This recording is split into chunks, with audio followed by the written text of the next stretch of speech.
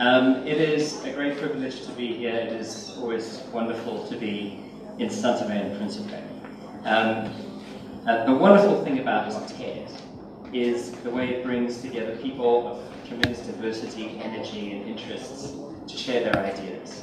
But for me today, here in SaoTome, I thought rather than promoting my ideas, I wanted to share just some observations. Some observations gleaned from travels, from working with many different people, some observations that have really shaped the way I think and the projects that I choose. So no ideas from me today, just 5 observations and a hypothesis, a theory, a story.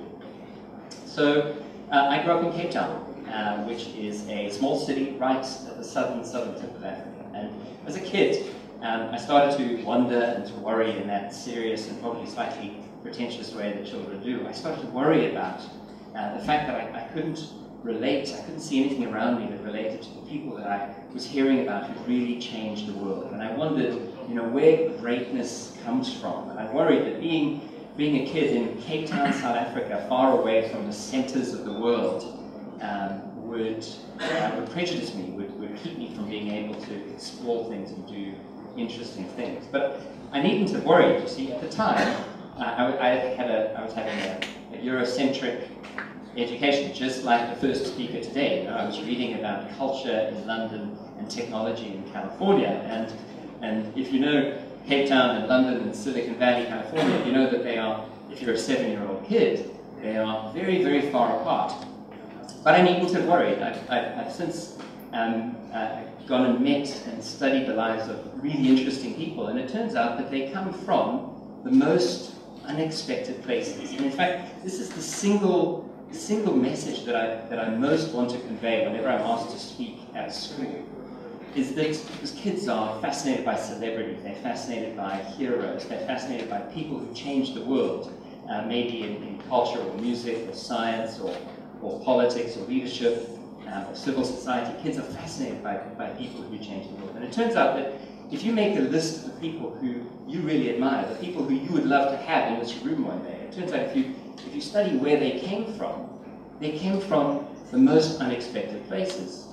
So just this week, I made a list of 40 people who I think really profoundly changed the world. And then I added some people from lists of Nobel Prize winners just to try and balance it out. In literature, in science, in peace, and so on. And then I went and asked the Amazon Mechanical Turk where all of those people were from. And here they are. This is where those 40 extraordinary people were from. And my question to you is, where's New York? Where's Beijing? Where's Moscow? Where's London? Right?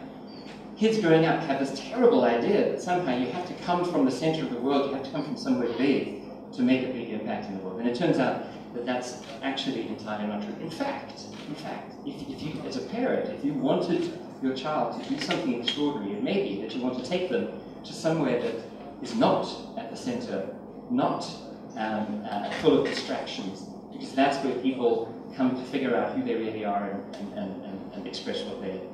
Now, I cheated slightly because London is actually hiding in here. London is represented by Hackney, which is, for those of you who know London, when that person was born, it was a very poor, very tough neighborhood. So I think that almost goes to prove the point that powerful people, extraordinary people come from very unexpected places. And so that's why I love the idea, Sarah, that a hero of yours was born right here in SaoTome, because I think this is a place that has all of the ingredients to produce extraordinary people.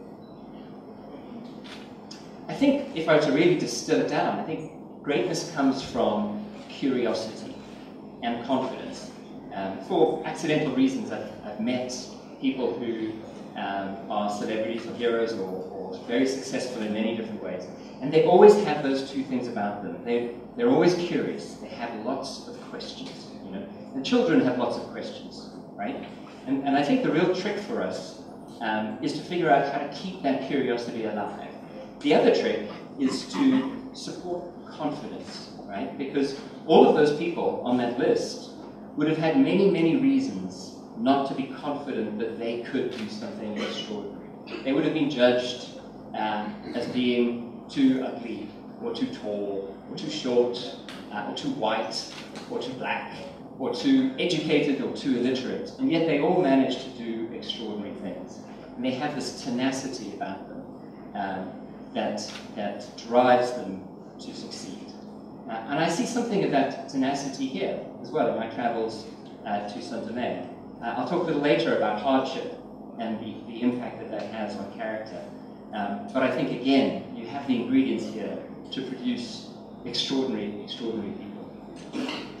The other observation, the second observation that I have is about opportunity and risk. So what I was curious about as a young adult was the internet. I was fascinated by the idea that two strangers on opposite end of the world who had never met and who possibly would never meet could, for virtually no cost, talk and exchange ideas. Now, in those days, you watched packets of information coming into the University of Cape Town network, one packet at a time. Bob, you can probably relate to those days in science. But it was still extraordinary. You know, two people on opposite ends of the world, for no cost, effectively, exchanging ideas. And this felt to me like it was going to be the beginning of something really profoundly different. And it was. And over time, over the next sort of couple of years, this word internet grew into a phenomenon. And suddenly it became, you know, it became the buzz, it became the thing to do. Everybody had to have an internet this or an internet that.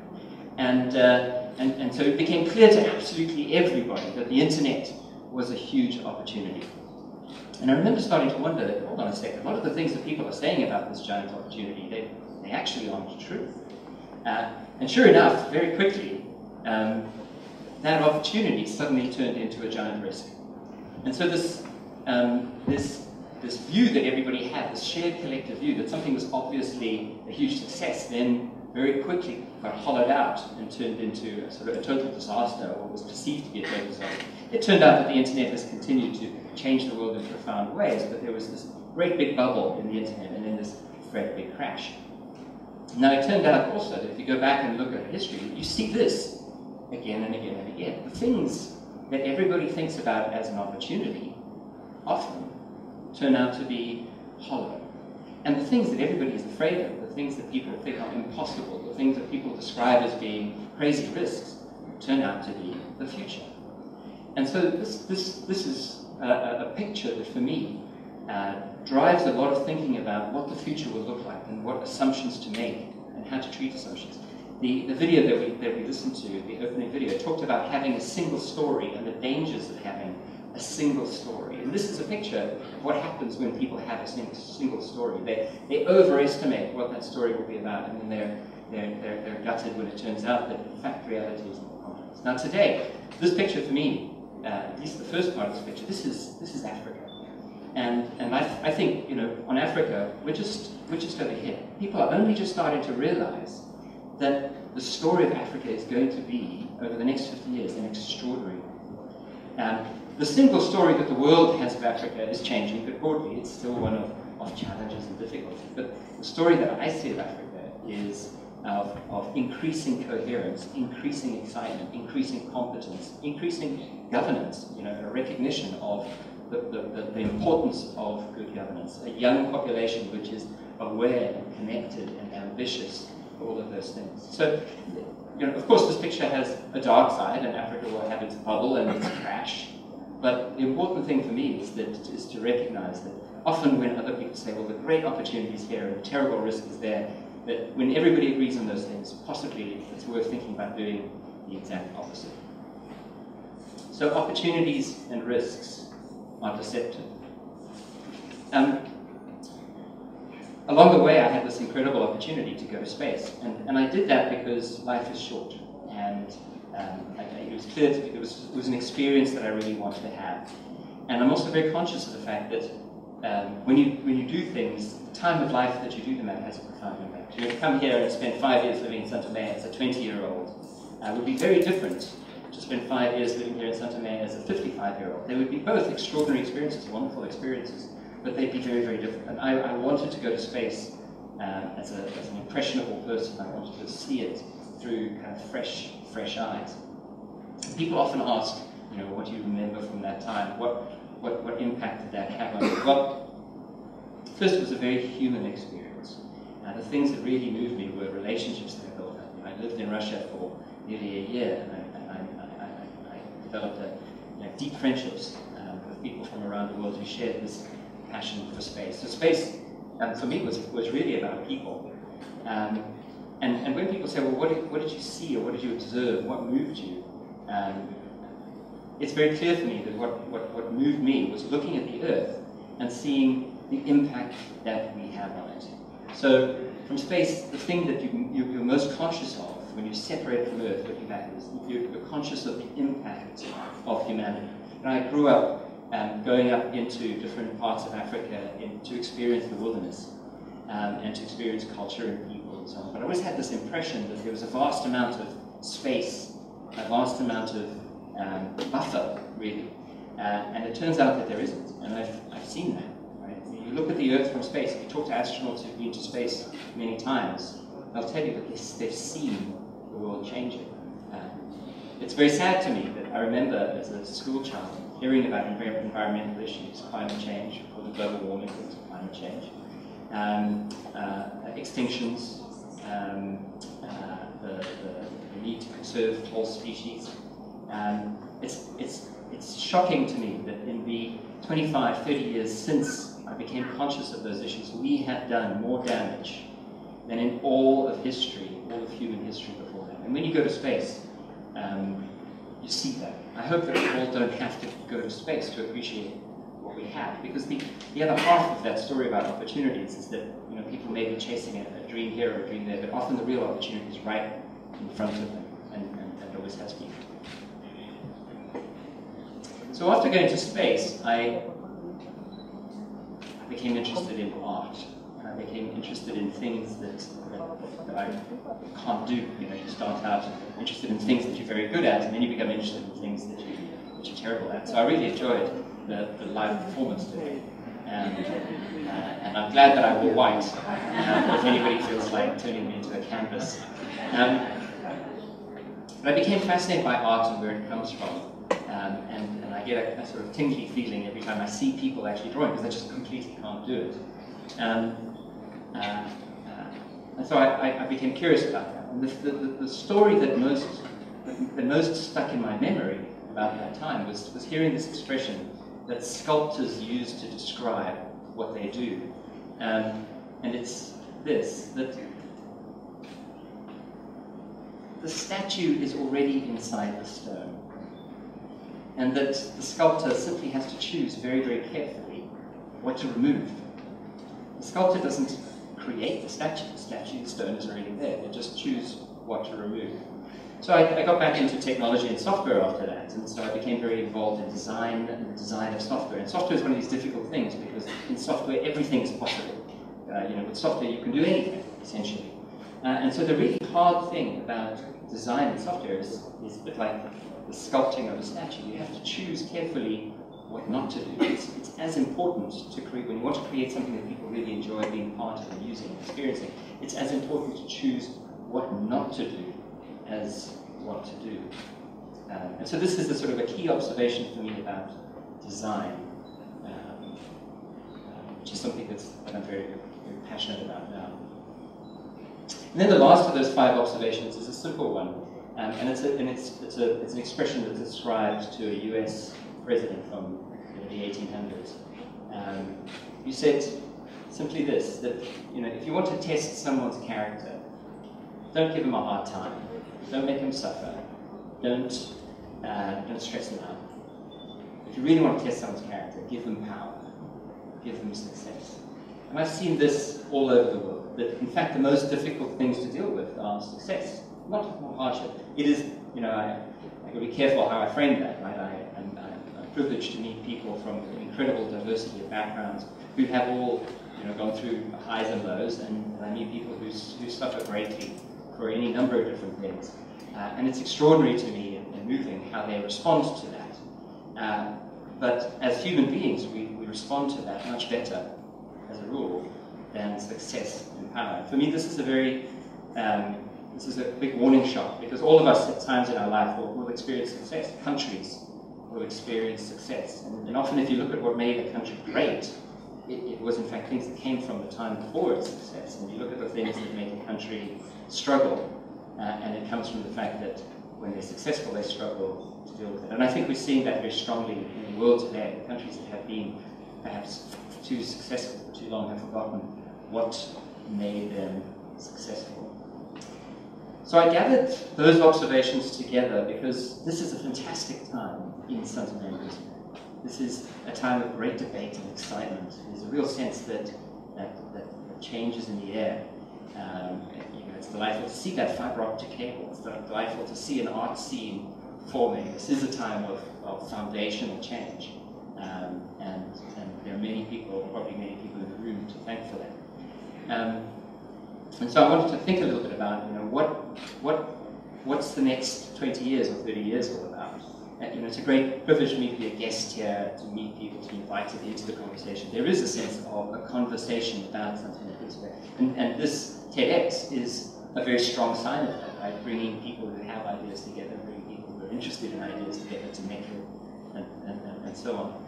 So my hypothesis about the next 50 years is that it's about big countries and small countries. That in the next 50 years, it's going to be very difficult to be a middle-sized country. Right? In tennis, they talk about, you want to be at the back of the court or you want to be at the net. You don't want to be in the middle of the court. And I think for countries over the next 50 years, it's going to be just like that. Big countries have scale. And if you want to run a big country, you have to take advantage of your scale. If you're Brazil, or if you're the US or China or Indonesia, you have scale. What little countries have, though, what little countries have is a brand, is an idea, is a design. So I think it's really important to connect these ideas together. I think it's really important for small countries to think about designing themselves, right? To think about, going back through that list of observations, that means thinking about what not to do as much as what to do. There are lots of good ideas out there. We say this in software. There are lots of good ideas. But in fact, the exercise is about not doing all the good ideas so that you can just focus on a couple of really great ones. Now, I think Santome is in a unique position because it is small. Therefore, it's got one of the key ingredients. But it's also, in a sense, right at the heart of Africa. And I disagree with the opening speaker, the video presentation, because I think Africa is a country. I really do. And I think when we have the scale, when we think about ourselves at scale, we can be a player with the other big countries. And Santome can have all of that, be part of all of that, think of itself as a connector to all of that, right? But also have its own special story. Small countries have to specialize. Switzerland, Singapore, Hong Kong. And I think Santome and Principe could adopt some of the same ideas, could design its future. Now, to do that, just when we saw the painting happening here earlier today, I don't know if you had the same feeling that I did, but it starts out as just some small changes on the canvas, and it's hard to know how those changes add up. But that artist has an idea of what that picture is going to look like, and so each small change makes sense when you understand the idea. And for the rest of us, that comes together when the art is done. Well, I think it's really important here in Santome to make a shared picture of the future, because I guarantee you, in the next 20 years, almost every building in Santome is going to have the opportunity to change, right? It could be torn down, it could be restored, it's going to have the opportunity to change. And if there is no picture, if there's no artist with a picture, if there's no, in a country it has to be a bit of a shared picture, then all of those changes will be like as if each of us just came up and put some paint on the canvas. And I don't think it would be as profound and as powerful a result as if there was a shared picture, and those changes, as they happen in their own natural time, form that picture. So that's really why I'm here. I think that this is a profound time. I'm very excited. I'm excited about Africa, and I'm excited about Santome because I think you are designing a future, and that future could be extraordinary. I hope you see yourselves as the sculptor does. You have a perfect piece of marble, and you have to choose really carefully. We have to choose to stand it on here. What not to do, what to shape, and how to make something that could be really extraordinary. Anyway, thank you very much.